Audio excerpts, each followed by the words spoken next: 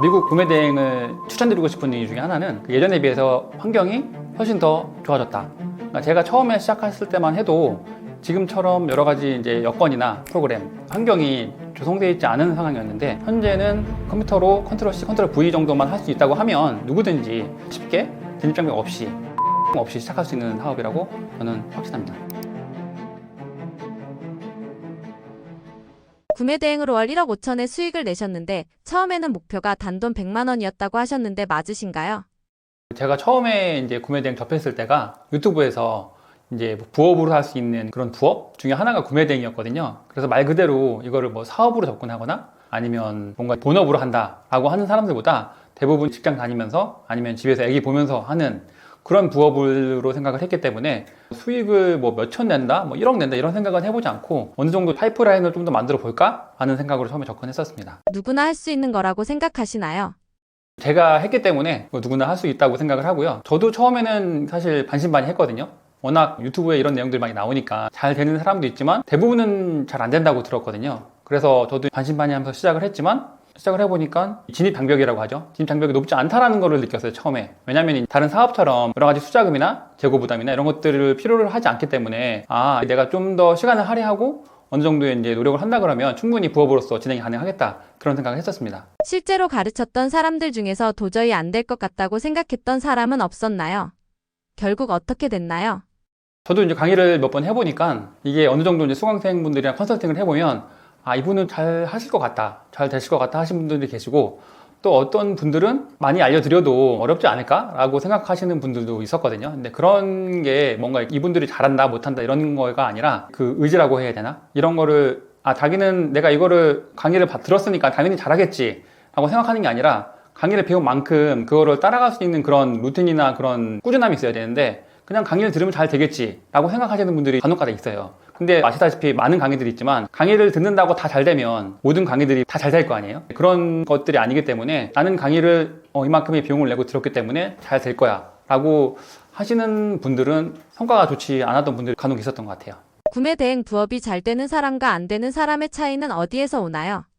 저는 제일 먼저 잘 되시는 분들, 그리고 저도 뭐 포함이 될 것 같긴 한데, 꾸준함이라고 해야 되나? 저도 강의를 듣고 구매 대행을 시작했지만 구매 대행이든 다른 부업이든 시작을 하면 끝까지, 만약에 내가 예를 들어서 100만 원의 목표를 세웠다면 100만 원이 될 때까지 계속 끝까지 꾸준함을 유지를 해야 되는데, 그렇지 않은 경우들을 상당히 많이 봤고, 꾸준함이 가장 중요하지만 사실 꾸준하게 하는 것만큼 어려운 것도 없다라고 생각을 하거든요. 왜냐하면 처음에 저도 구매 대행뿐만 아니라 다른 부업도 많이 해봤어요. 근데 이거를 하다가 뭐 다른 게 유행하니까 다른 또 부업을 해보고, 또 이런 게 또 유행하니까 다른 것도 해보고, 이런 식으로 계속 왔다 갔다 하면 결국에는 그 꾸준함을 지키기가 되게 어렵거든요. 뭔가를 항상 구매 대행이든 다른 유튜브든 쇼츠든 부업을 시작했을 때 이거를 그래도 내가 목표한 것까지는 꾸준히 한번 해봐야겠다, 이런 각오를 시작을 하면 그래도 절반 이상 가지 않을까 라고 생각을 합니다. 구매 대행이라는 게 정확히 어떤 건가요?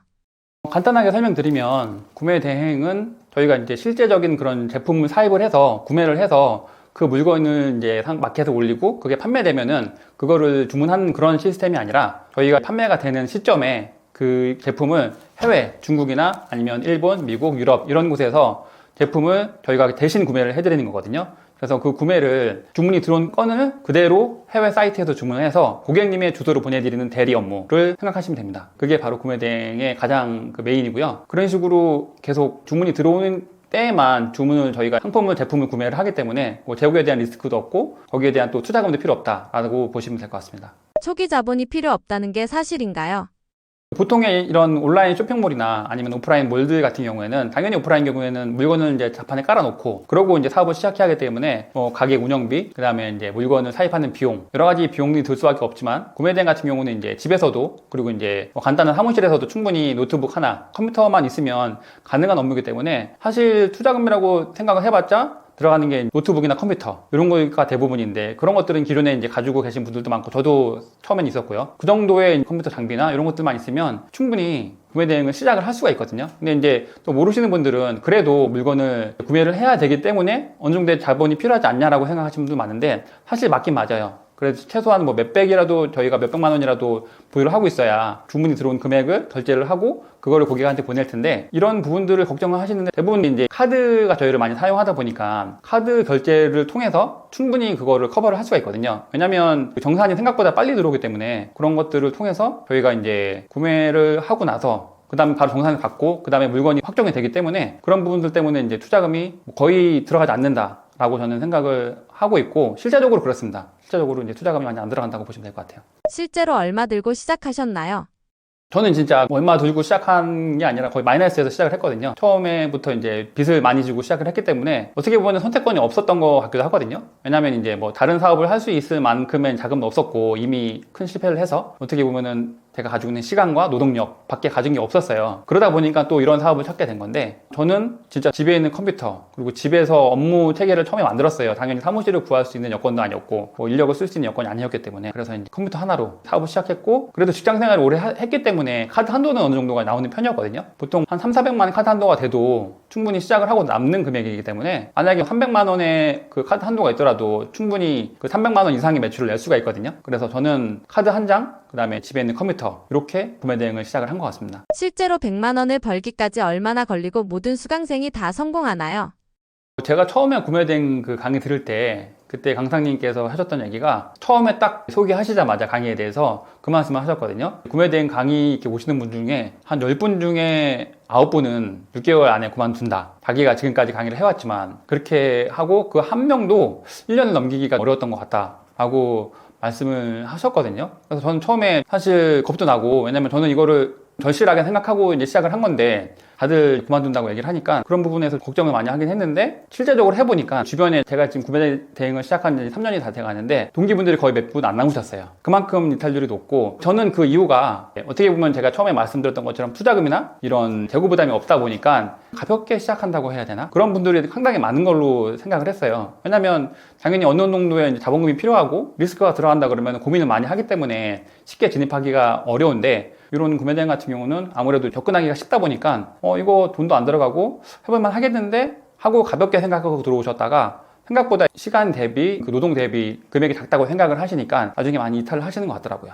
다양한 부업 중에서 꼭 구매 대행이어야 하는 이유가 있다면 무엇이 있을까요? 제가 그 좀 전에 말씀드렸던 것처럼 일단은 가장 큰 자본금이 들어가지 않는다. 자본금이 거의 들어가지 않는다라고 보셔도 무방할 정도로 리스크 없이 그다음에 투자금 없이 시작할 수 있는 게 가장 저한테는 와닿았었고 그럴 수밖에 없는 상황이었기 때문에 구매 대행이어야 했다고 생각을 했고 처음 구매 대행 시작하면서 처음 주문을 받았을 때 그때 그때 기분 아직도 생생하게 기억을 하거든요. 그랬던 이유 중에 하나가 정말 절실했기 때문에 절박했기 때문에 내가 하나가 이루어지면 이거를 똑같은 방식으로 계속 유지를 한다 그러면 매출액은 늘어날 수밖에 없겠다라고 생각을 했거든요. 그래서 저는 지금까지 꾸준히 해왔던 거고 그게 어떻게 보면 맞았던 것 같아요. 운도 따랐지만 투자금이 없는 리스크 가장 크기 때문에 구매 대행을 시작하면 좋다고 생각을 합니다. 현재 구매 대행 사업은 어떻게 하고 계시고 얼마나 많은 수강생들이 돈을 벌고 있나요? 일단 구매 대행의 종류가 여러 가지가 있어요. 저는 처음에 가장 많이 하시는 중국 구매 대행부터 시작을 했고 당연히 그리고 이제 확장을 해서 그 다음에 미국 구매 대행, 유럽, 일본 그 다음에 그 구매 대행 외에도 다른 이제 브랜딩 그런 구매 대행이나 여러 가지 구매 대행 관련 업무를 많이 했었거든요. 당연히 이제 사입 같은 경우는 아무래도 그런 재고 부담이나 리스크 때문에 처음부터 접근하지 않았고 지금도 크게 하고 있지는 않아요. 대부분 이제 구매 대행 아직까지 진행을 하고 있고. 근데 이제 제가 아까 말씀드렸다시피 대부분의 구매 대행을 처음 접하셨던 분들이 쉽게 이탈을 한다라는 거를 이유를 생각해 봤을 때 진입 장벽은 낮고 접근하기 쉽지만 결코 꾸준하게 유지하기는 어렵다라고 생각을 하고 있거든요. 그 이유 중에 하나가 일단은 보통 이제 수강생들처럼 이렇게 쉽게 접근하는 사람들이 많아서 처음에 경쟁이 높을 수밖에 없어요. 같은 뭐 이렇게 여러 가지 수업을 듣더라도 같은 수업을 듣게 되다 보니까 같은 제품은 올릴 수밖에 없고 같은 그런 카테고리의 제품들을 할 수밖에 없다 보니까 점점 경쟁이 치열해지는 거죠. 그렇다 보니까 중간에 지쳐서 나가시는 분들도 많고 많이 들어보시겠지만 뭐 지재권 이슈라든가 특허 이슈 이런 것들도 상당히 많이 날라오기도 하거든요. 워낙 이제 중국에 가품도 많고